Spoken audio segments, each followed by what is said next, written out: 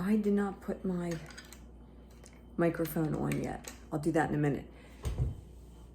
Welcome to The Anxious Woman. That's me. My name is Poet. It's July 2nd. July 2nd. I got to show you what I did. One of you lovely people asked me about the rug in the living room. One of you asked me and said, didn't you have your rug over in front of the couch? And I never did. We always had it as like the thoroughfare, the walkthrough. And I kept thinking about your comment. And so this morning I turned the rug over in front of the couch. And I want to show you what it looks like and how nicely it pulled everything together. So let me back up. There we go. There.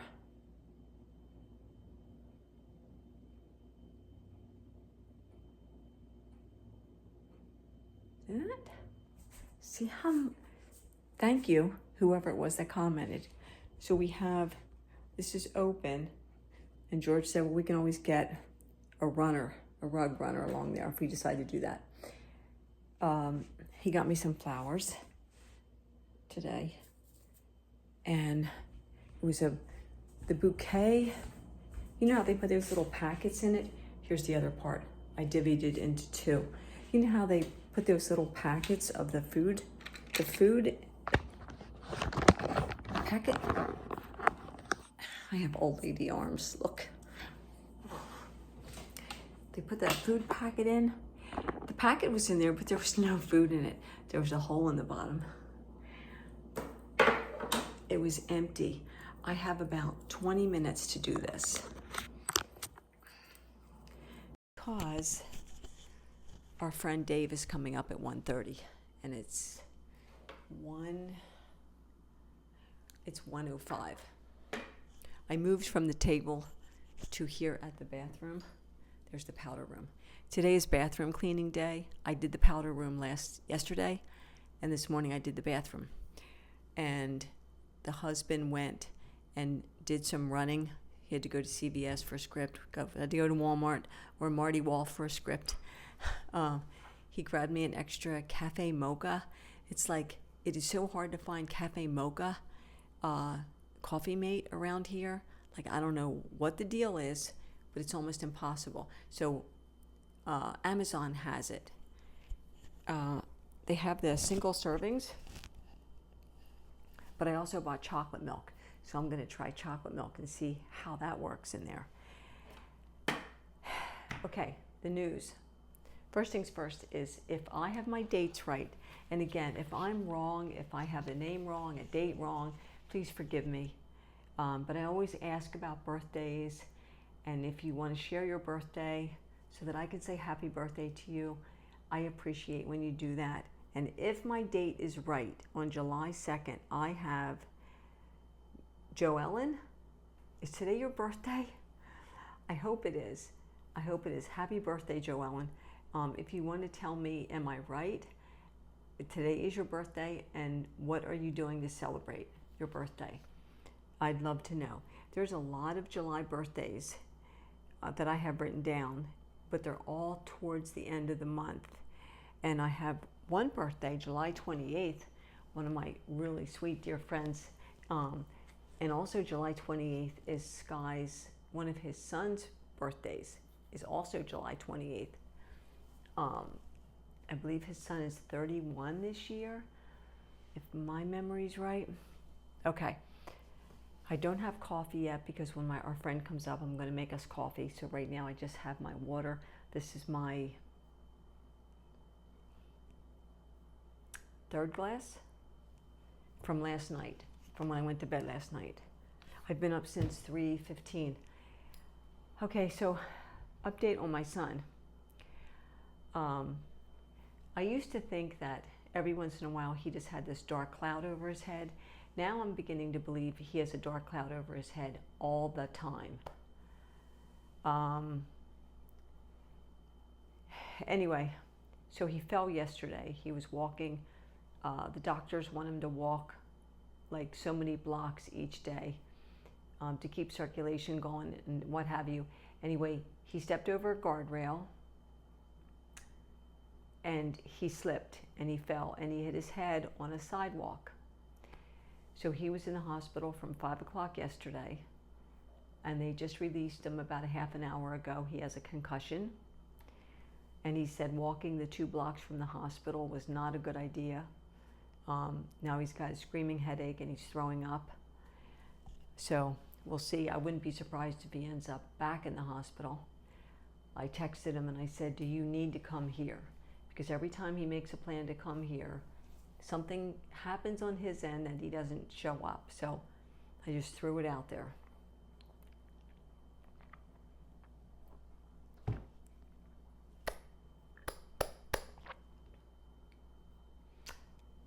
This is a rough week for me. I'm going to talk, I have a topic. July 4th, which is a Friday, which means we're going to have fireworks going off Friday night, Saturday night, into Sunday. It's going to be crazy. We don't spend money on that kind of thing. And here in the HOA, that's not even allowed. That stuff's not even allowed. It wasn't allowed at my last apartment either. If you were found that you were setting off any kind of fireworks, you would be evicted. But they have the same rule here. And so the 4th of July is my late mother and father-in-law, my son Kenny, his grandparents, their wedding anniversary. They married forever ago on the 4th of July. So that's always a good memory because they were wonderful people and they had an amazing marriage. My mother-in-law passed away at the age of 59. She had multiple myeloma. It was a very swift-moving cancer. She didn't die from the multiple myeloma, but she died from pneumonia, the consequences of all of the treatments, and she got pneumonia and she died from the pneumonia. But I learned things from these 2 wonderful people. My father-in-law also has passed on, and he was, I believe, 81 or 82 when he passed on. So I want to talk for a minute about the difference between being divorced and getting remarried, and being widowed and getting remarried. So I don't want to confuse anyone, because when Sky first passed away, some people said to me in the comments, well, you weren't a widow. You're not a widow because you weren't married when he died. And technically, the definition of a widow is someone who lost their husband to death. A widower is someone who lost their wife, right? Okay. And it says that after 2 years, you no longer need to carry the title of widow if you choose not to do that. I don't know where that came from, but that's just popped up in one of my searches when someone asked in Google search, how long am I considered a widow? It was said 2 years. So Sky and I met in 2010. We waited 4 years and we got married in 2014. And in May of 2014, our divorce was final the following September 2015. But we stayed together the whole time. We never split up. And so we were together from the end of 2010, August of 2010, until he passed away February 27th, 2024. So almost 14 years, 13 and a half years-ish. And so I got thinking about the difference between being divorced and getting remarried. But even though we weren't married when he passed, I still considered myself a widow. And there are moments and times when I still consider myself a widow. I'm in my second year since he died. But I've remarried. But that doesn't, emotionally and in all my thinking, that doesn't take away from the fact that he passed away. So I was thinking this morning about the difference between getting divorced and remarried and losing someone and getting remarried. I know of younger people who've lost someone and have remarried, and I know of senior couples who have become widowed or widower and they remarry. They marry again. Now, when you marry, you take those vows till death us do part. And so once the death happened, we parted. I fulfilled my commitment to Sky, even though technically we were no longer married, meaning we didn't have that piece of paper that said, yes, you're still married, but I was still there, we were still together, I was his care partner, we were a couple of I don't know what's, but we were a couple. So once that commitment is fulfilled and it ends through death, it's done. Now that's my take on it. It's not everybody's take on it. And I'm not pushing my take on you. I'm saying that's my take. Okay. So then thinking about the difference, because I've been divorced and remarried. And I've been widowed and remarried. And I'm like, what is the difference? I'm brushing my hair and doing my makeup this morning, and I'm thinking about this and thinking, because a couple people asked me, like, what does it feel like to be married after losing your partner? And I've said this before. Anybody who's in a relationship, one of you is going to lose one of you. Like, somebody's going to go. It's either going to be the her or the him. But someone's going to be left behind at some point in some way. So no one gets out of that. No one. So here's my take on the difference. Okay, this is just my take. You're more than welcome to give your take on the difference if you've gone through this.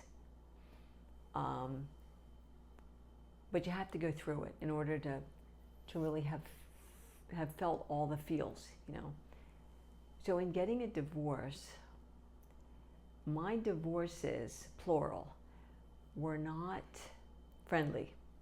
There are some people that can get a divorce, they just grew apart, they remain friends, they're co-adult parenting, co-parenting, co-grandparenting, they still go out and have lunch now and then, they help each other out, they just grew apart,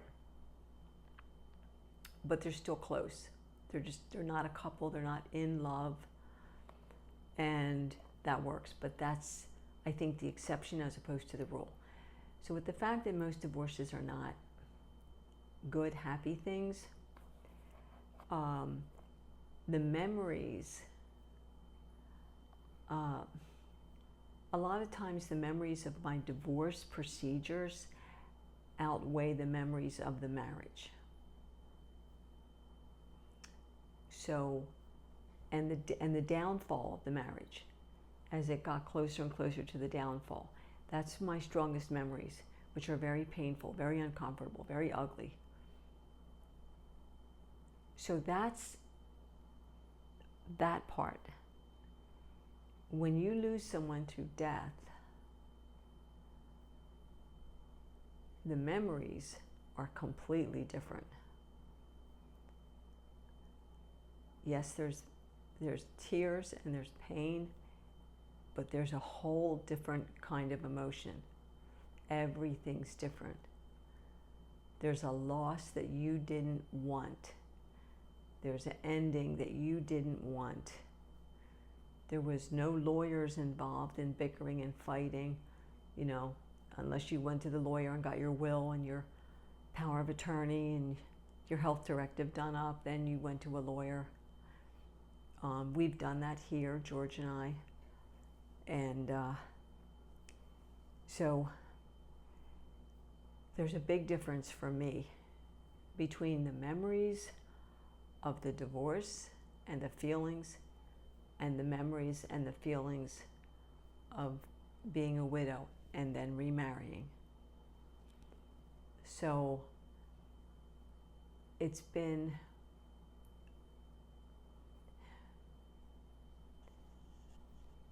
I want to make sure that I'm being really honest here. I started to say it's been much easier to remarry after being a widow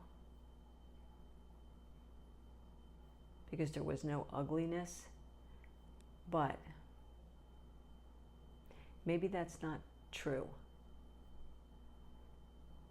Maybe it's much harder to remarry after a divorce, especially when there's kids involved and there needs to be co-parenting and you have, debt to settle, and you see each other like in a store or in a McDonald's or something, and there's the meeting place where the kids are dropped off and this, that, and the other.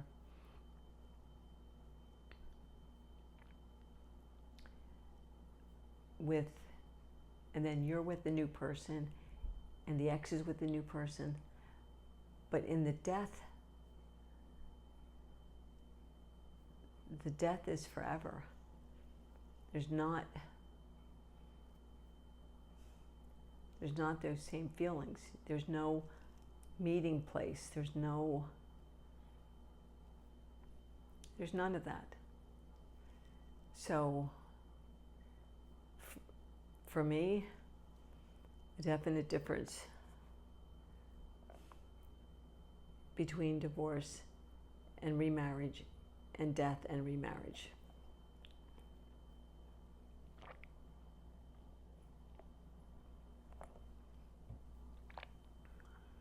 My memories of the divorces, it was not good. My memories of Sky's end of life was not good, but in a different kind of way. The divorces was a lot of, everybody was vocal. Everybody was angry. Everybody was hurt. Everybody had to be heard. Everybody had their take on what was going on. When there's dying and death, there's this strange stillness and quiet and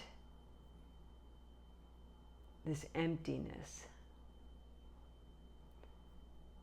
And there might be bouts of frustration and anger as you go through it and after the fact, but it's a different kind of why did you leave me? Because at some point we all leave someone. What's my time? 18 minutes. We all leave. Somebody's going to leave. I don't know if I said this in a video yet, but there's that line in the movie Lucky with Harry Dean Stanton that I talk about over and over again. Where he's standing in the bar at the end of the movie. He's standing in Elaine's bar and he says, no one's in control. We're all going to go. You, me. He points to all the people. This cigarette, because she has a no smoking sign and he's a cigarette smoker. And he said, one of these days I'm just going to light up. And she's like, why can't you follow the rules? This is my bar. And he's like, no one's in control. Everything's going to go away. Everything's going to go into the blackness, into the void. And she says, well, what do we do with that? One of them said, what do we do with that? And he said, smile. So I thought I'd throw that in there as an ending. I didn't want this to be a gloom and doom, but it's just something to think about. For those people who have gone through a divorce and remarried, what did it feel like? And have you remarried after being a widow or a widower? And what did that feel like? And how different are the emotions? So I'm going to go. Please take care of yourselves. Joellen, if today is your birthday, and I'm sure it is, I hope you have an amazing one. Let me know in the comments what you're doing today to celebrate. And so I'm wishing you the happiest of birthdays. And I'll talk to you guys tomorrow. Tomorrow morning I have my DEXA scan, my bone scan for the hips and the spine. And I think they're doing appendages, but definitely hips and spine. And that's at 11 o'clock. So I'll definitely let you know how that went. I haven't gotten any more of my blood test results back or the urine screen, what's left out there. I haven't gotten anything back yet. That was last Saturday, today is Wednesday. Doing a Google search on how long some of these tests, because there's 3 tests out yet, how long they take. It said it could be upwards of 2 weeks. So I just have to wait it out. And sooner or later, the results will come through. So take care. I'll talk to you soon. And yeah, just be safe.